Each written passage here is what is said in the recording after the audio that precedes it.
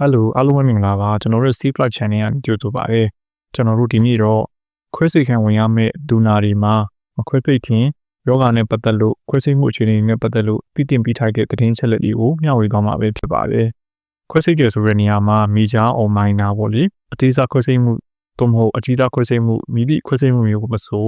တဲ့အနေနဲ့တော့အနေနဲ့များတော့ရှိကြရည်ကြီးဖြစ်တယ်ပေပြီးကုဒူနာခွဲရခဲ့ရတော့မယ်ဆိုလို့ရှိရင်ဒီခွဲစိတ်တာနဲ့ပတ်သက်တဲ့သတင်းချက်လက်တွေကိုကိုကကြိုတိထားခြင်းအဖြစ်အချို့ဟာတွေကိုကြိုတင်ပြင်ဆင်လို့ရတယ်ပေါ့နော်ဒါကြောင့်ဒါတွေကိုကြိုတိထားခြင်းကအကျိုးရှိမယ်လို့တော့ထင်ပါတယ်ဒါကြောင့်ဒီဗီဒီယိုလေးကိုလုပ်ရခြင်းဖြစ်ပါတယ်အဲ့တော့ကျွန်တော်တို့ထားလိုက်ရအောင်ပထမဦးပါခွဲစိတ်ကံဝင်လို့မယ်ဆိုရင်ခွဲစိတ်ရတဲ့အကြောင်းရင်းခွဲစိတ်မှုရဲ့နာမည်ကိုကိုကသိရမယ်ပေါ့လေကျွန်တော်တို့ဘာလို့ခွဲတာလဲဥပမာဦးတက်ရောင်လို့ဦးတက်ဖြတ်ထုတ်မှာလားအသေးမှာအလုံးသွေးလို့အလုံးကိုဖြတ်ထုတ်တာမျိုးလားဒါမှမဟုတ်ဥမာကြီးမှာအလုံးသွေးလို့အလုံးကိုဖြတ်ထုတ်ပြီးတော့ကိုပြန်ဆက်တာမျိုးတခါတည်းဆက်လို့မရရင်လေ1 byte မှာယာယီ100အနေနဲ့100အပေါက်လေးဖောက်ခဲ့ရမှာလားစတာဒီကိုကြိုပြီးတော့တည်တယ်နဲ့နောက်ခွဲစိတ်ရတဲ့အကြောင်းရင်း reason for surgery ပေါ့လေဒီလိုခွဲလိုက်တာနဲ့ကျွန်တော်တို့ယောဂလုံးဝပျောက်သွားမှာလားဒါမှမဟုတ်တက်တာယုံပဲတက်တာမှာလားဒါမှမဟုတ်ကြိုပြီးတော့နောက်တစ်ဖြစ်အောင်ကာကွယ်တဲ့အနေနဲ့ကြိုပြီးတော့ခွဲတဲ့သဘောလားအသားသာယူယုံပဲလားဒါမှမဟုတ်တခြားအလားပါရေးရာဟိုင်ယာခွဲတာစိတ်ကြလားဒါတွေကိုကြိုတည်ရမယ်ဒီလိုခွဲလိုက်ခြင်းကြောင့်ကျွန်တော်တို့ရဲ့ခန္ဓာကိုယ်ကြီးမှာဘာအကျိုးကျေးဇူးတွေရှိလာဖို့ညှော်မှန်းထားလို့ရလဲဘလို့တိုးတက်မှုတွေရှိလာမှာလဲဘာမှမဟုတ်တခြား alternative option အနေနဲ့မခွဲစိတ်ပဲနဲ့ညီလို့ရလားမခွဲရတဲ့တခြားကုသတဲ့ညီကြီးရောရှိသေးလားအဲ့ဒါဘာတွေလဲဘာတွေသိရမယ်မခွဲရင်ရောဘာတွေဖြစ်လာမှာလဲနံပါတ်1အနေနဲ့ခွဲစိတ်တာရဲ့ NA တွေနောက်ဆက်ဒီစူတူတွေကဘာတွေလဲအထင်များတဲ့ NA တွေအနေနဲ့ဆိုလို့ရှိရင်တော့သွေးထွက်လွန်တာအနာပိုးဝင်တာနာကျင်တာအနာကျက်နေတာစတဲ့အနေတွေရှိရဲယောဂအခြေအနေရခွဲစိတ်ရတဲ့နေရာပေါ်လိုက်ပြီးတော့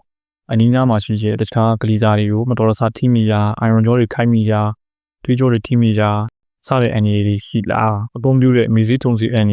ဖြစ်နိုင်တဲ့ဘီတွက်ဆူဂျိုတွေဘာတွေရှိလဲကိုကသိတယ်နဲ့မခွဲစိတ်ခင်အချိန်နဲ့ပတ်သက်လို့ရင်တော့ဒီသူတို့ instruction တွေပေးရပေါ့လေတချို့ယောဂတွေဆိုလို့ရှိရင်ယောဂအမျိုးအစားပေါ်မူတည်ပြီးတော့အသားတွေကြီးကြိုပြီးတော့ကျက်ရတယ်တချို့ဆေးတွေကြိုမတောက်ပါဘူးတချို့စီးတွေရရမယ်ရေချိုးတန်းစင်တာဒါတွေလုပ်ရတယ်နောက်တချို့တော့လိုအပ်တဲ့စစ်စစ်ချက်တွေဖြစ်တဲ့သွေးစစ်တာမျိုး ECG ဆွဲတာမျိုးဓာတ်မှန်ရိုက်တာမျိုးဒါတွေလိုမလို့ဒီခွဲစိတ်တာနဲ့ပတ်သက်လို့ရနိုင်တဲ့များသတင်းချက်တွေကိုလုံးကိုကသဘောပေါက်တဲ့လက်ခံနေဒီခွဲတာစိတ်တာရဲ့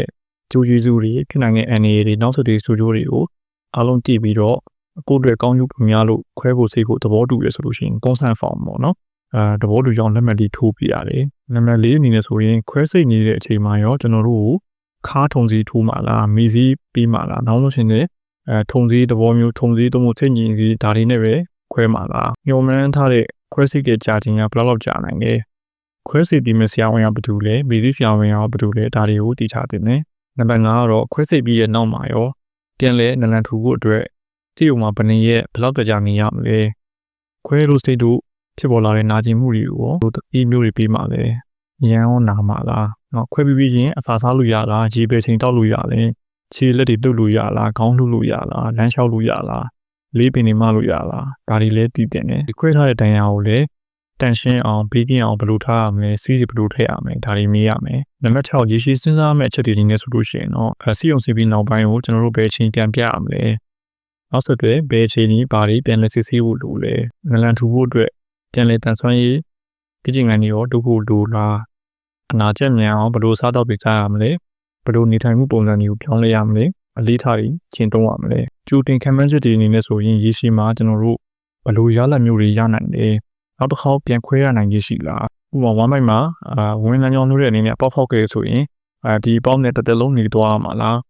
ဒီပေါက်ကိုပြန်ပိတ်ရဖို့လိုလားဘယ်ချိန်ပြန်ပိတ်ရမလဲနောက်တချို့ကင်ဆာယောဂတွေဆိုလို့ရှိရင်ဘယ်နှစ်ခံပါလဲဒါမျိုးတွေဒီကိုကပြီးလို့ရတယ်မိခွင့်ရှိတယ်တို့ချို့အနေနဲ့ဆိုလို့ရှိရင်တော့ကျွန်တော်တို့ဘာကြောင့်ခွဲခန်းဝင်ရတာလဲဘယ်လိုမျိုးခွဲမှာလဲခွဲရင်ဘာအနေရှိလဲဘာတွေပြင်ဆင်မလဲ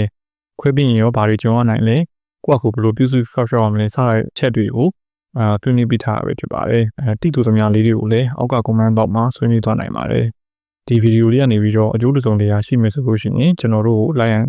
subscribe လုပ်ပြီးတော့လို့ရပါတယ်အားလုံးပဲပြည်စုကဆိုပေါင်းမှာကြော်လာနိုင်ကြပါသည်ကျေးဇူးတင်ပါတယ်ခင်ဗျာ